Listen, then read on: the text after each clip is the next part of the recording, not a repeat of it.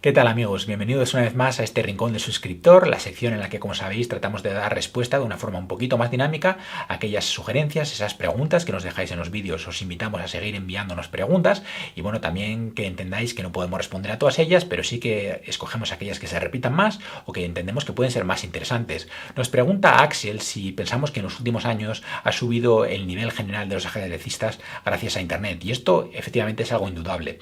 Por supuesto que ha tenido lugar ese fenómeno que hablamos de la inflación, y una prueba de ello es que, bueno, en los años 90 solamente un par de jugadores, o a principios de los 90 hubo un momento en el que 3 jugadores únicamente pasaban de 2.700 de elo, y hoy en día tenemos varios jugadores que han pasado la barrera de los 2.800, algo que por aquel entonces únicamente Kasparov había logrado conseguir. Sin embargo, sí que es verdad que también ha habido un incremento del nivel, cada vez se juega mejor al ajedrez, y sin duda Internet ha tenido mucho que ver en este sentido, porque en cierto modo ha democratizado el juego. Cada vez es más fácil que cualquier persona, independientemente del lugar donde viva, pueda tener acceso al mejor material para estudiar ajedrez. Cada vez es más fácil tener vídeos o libros, partidas, bases de datos, y no solamente eso, sino que también se puede tener acceso a clases con entrenadores de primer nivel, que antes era muy difícil dependiendo de que uno viviese en una u otra zona. Por ejemplo, claro, alguien que viviese en Rusia pues podía tener acceso a entrenadores muy fuertes, a grandes maestros, pero alguien que viviese en un país donde el ajedrez no era tan popular quizás no lo tuviese tan fácil. Sin embargo, hoy en día, por medio de Internet, pues uno por medio de videoclases, etcétera, puede tener acceso a los mejores jugadores y al mejor material independientemente del lugar donde viva. Entonces, en ese sentido, Internet ha hecho que el nivel de juego sin duda haya mejorado mucho en general, y sobre todo se nota esto, yo creo, en esos niveles intermedios del jugador de club, del experto. Y es más, muchos grandes maestros se quejan de que antes en las primeras rondas de un torneo suizo pues tenían partidas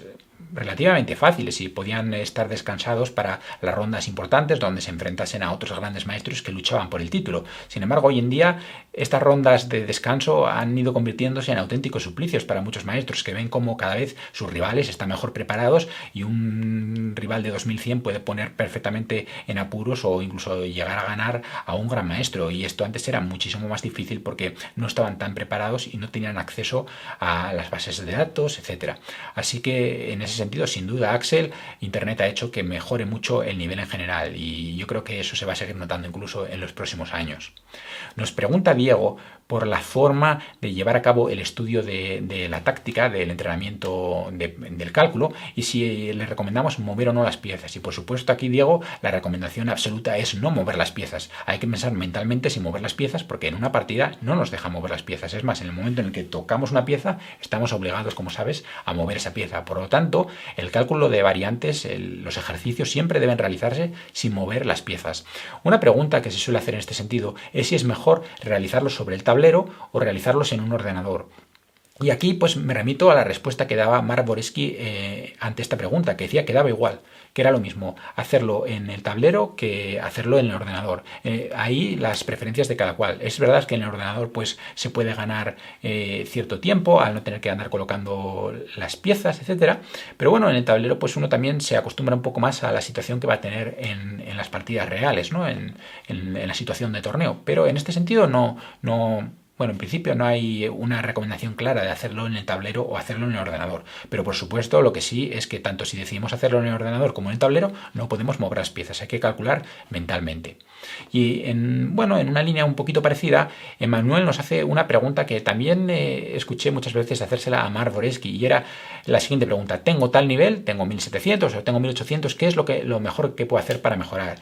Y Boreski decía que era lo mismo, que daba igual que uno tuviese 1800 que tuviese 2600. Si quería mejorar, lo que tenía que hacer era entrenar de forma activa, entrenar resolviendo ejercicios, poniéndose posiciones, bien de táctica o bien de estrategia o finales, etcétera, pero tratar de resolverlos, de pensar por uno mismo y tratar de buscar la mejor solución para esa posición concreta, y luego buscar con el libro, con la base de datos o con el ordenador si la solución, o con el módulo, si la solución era la correcta, y de esa manera poco a poco se va mejorando. Por supuesto, los ejercicios que hay que hacer no son los mismos si uno tiene 2600 que si tiene 1700. Y en este sentido yo siempre digo que hasta niveles incluso muy altos, lo más rentable de todo que se puede hacer es sin duda la táctica. táctica, táctica y más táctica. No me cansaré de decirlo nunca. El cálculo es fundamental y sobre todo cuando se está empezando nada va a ser más rentable que hacer ejercicios de táctica. Así que lo que recomiendo a todos aquellos amigos que nos siguen, que pues no solamente aquellos que lleven muy poco tiempo jugando, sino incluso aquellos que ya llevan años y que pues tengan 2000 o 2100, etcétera, que hagan ejercicios de táctica, que nunca piensen que ya calculan bien, porque siempre se puede calcular mucho mejor. Incluso los mejores jugadores del mundo cometen errores de cálculo, así que siempre hay mucho margen y además es una cosa muy rentable porque el mejorar el cálculo va a notarse inmediatamente muchísimo en el juego, tanto en partidas rápidas como en partidas de torneo. Vais a ver cómo vuestro nivel va a subir mucho si mejoráis el cálculo, si entrenáis el cálculo de forma sistemática.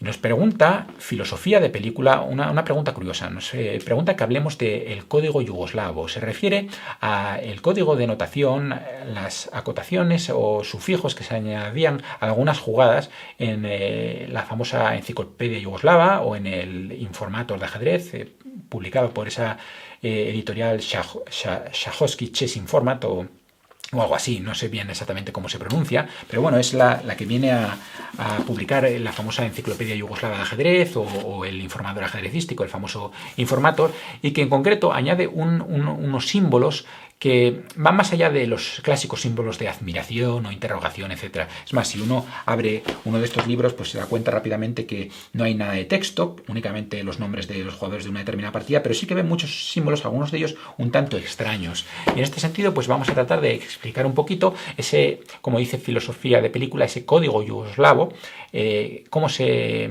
traducen esos diferentes símbolos. Bueno, en primer lugar tenemos aquellos símbolos que hacen referencia a la calidad de una jugada. Y algunos de estos son muy conocidos incluso mucho antes de que se produjesen estas publicaciones de Šahovski Chess Informat. Están, por ejemplo, los símbolos de admiración. Una admiración es una jugada buena, dos admiraciones se dice una jugada muy buena o jugada excelente, y lo mismo para las jugadas malas. Tendríamos una interrogación para una jugada mala y dos interrogaciones para una jugada muy mala, para un error, por ejemplo, que pierda una torre o le den mate, etcétera, ¿no? Esto sería una jugada de dos interrogaciones. Luego está la jugada dudosa, que se señala con interrogación y admiración. Seguido, en el mismo símbolo, una interrogación y una admiración. Y la contrapartida es la jugada interesante, que sería una admiración y una interrogación. Esto en cuanto a la calidad de una jugada concreta. Luego existen símbolos para señalar la valoración de una posición. Y aquí tenemos desde el símbolo de ligera ventaja de las blancas, que sería un más por encima de un signo igual. Tenemos el de clara ventaja blanca, en el que el más está colocado encima de una única raya, y el de ventaja decisiva de las blancas, que es más menos. Es más, muchos jugadores están tan acostumbrados a haber leído estos libros que al valorar una posición dicen, bueno, aquí esta jugada y más menos, que quieren decir que está ganando el blanco. Y lo contrario para las negras sería ligera ventaja de las negras, un igual y por debajo el símbolo más, ventaja clara de las negras, una raya y por debajo el símbolo más, y ventaja decisiva de las negras, menos más. Luego hay otros símbolos que hoy en día han perdido un poquito de uso, por ejemplo el del juego complicado, que era el símbolo matemático del infinito. Hoy en día el problema está que los ordenadores dan siempre una valoración concreta. El ordenador sabe si un bando está en una posición por muy complicada que parezca al ojo humano, el ordenador sabe decir si está ganando ese bando, si está ganando el otro o si la posición es de igualdad, porque da una valoración numérica, que es en cierto modo objetiva. En cambio, en la época en la que se hacían estas publicaciones, muchas veces no se mojaba el que hacía la valoración y no sabía decir si en verdad en una posición complicada estaba ganando uno u otro rival. Y en esos casos decían juego complicado y ponían ese símbolo. Muy parecido a ese símbolo es, pero no debe confundirse con él, es el de compensación por el material, que añade este símbolo igual a ese signo del infinito. Y esto quiere decir que, por ejemplo, si un mando tiene una calidad de menos, pero está compensado, pues se pone compensación por el material o un peón, etc. Luego tenemos símbolos que hablan del ataque. Por ejemplo, tenemos esta flecha, que lo que indica es ataque, y esta otra lo que indica es iniciativa. También hay símbolos para indicar que una jugada es única, pero no única en el sentido de que es la única jugada posible en la posición, en plan que, bueno, me dan jaque y únicamente puedo mover el rey a esta casilla porque las demás están controladas, sino quiere decir que es única para mantener pues la valoración, porque si hago otra jugada entonces pierdo. O son tablas, etcétera, pero es la única jugada correcta en la posición, la única que mantiene la valoración actual. Y eso se simboliza con este cuadrado. Ese cuadrado quiere decir jugada única. También tenemos símbolos para ventaja de espacio, que sería este círculo vacío. Si ponemos un puntito dentro del círculo, entonces lo que indicamos es Zugzwang, esta palabreja en alemán, que lo que quiere decir es que al bando al que le toca jugar, pues pierde, porque en cambio si pudiese pasar, pues no perdería la posición, pero como en ajedrez hay que mover obligatoriamente, pues muchas veces esto hace que tengamos que empeorar nuestra posición y perder, y eso se llama Zugzwang. Y luego, si colocamos un más dentro de ese círculo, lo que quiere decir son apuros de tiempo. Esto se decía Zeitnot. En alemán no hay tiempo, ¿no? No hay Zeit, no hay tiempo.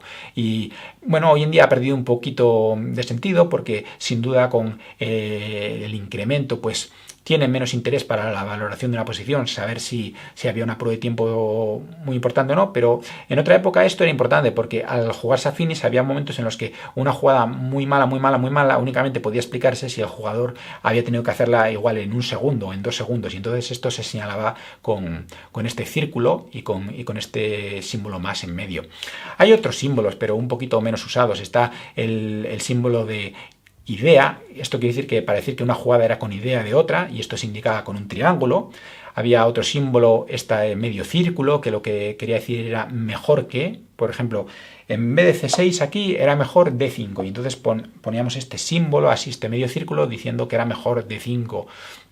También había símbolos para pareja de alfiles, como este que veis aquí con estos dos rectángulos, el de alfiles de distinto color, con un rectángulo de cada color, o alfiles del mismo color, con los dos rectángulos rellenos del color. Pero bueno, en principio, pues estos símbolos no eran tan importantes, pero los otros se usaban mucho, sobre todo algunos de los que acabamos de mencionar. Y un poquito este es ese famoso código yugoslavo al que se refería filosofía de película. Si te ha gustado el vídeo, te agradecemos que nos apoyes dándole like. Tan solo tienes que hacer clic en el icono del dedito para arriba. Es muy fácil y de verdad que nos ayuda mucho. O también puedes compartirlo con otros amigos que jueguen al ajedrez. Y si eres nuevo, te invitamos a que eches un vistazo al resto de nuestro contenido. Quizás encuentres algo que te ayude a mejorar tu juego. Sin más, solamente me queda despedirme de vosotros y esperar que nos volvamos a ver aquí en este Círculo de Ajedrez Capablanca con nuevos vídeos, con nuevos patrones, pero sobre todo con ajedrez para todos.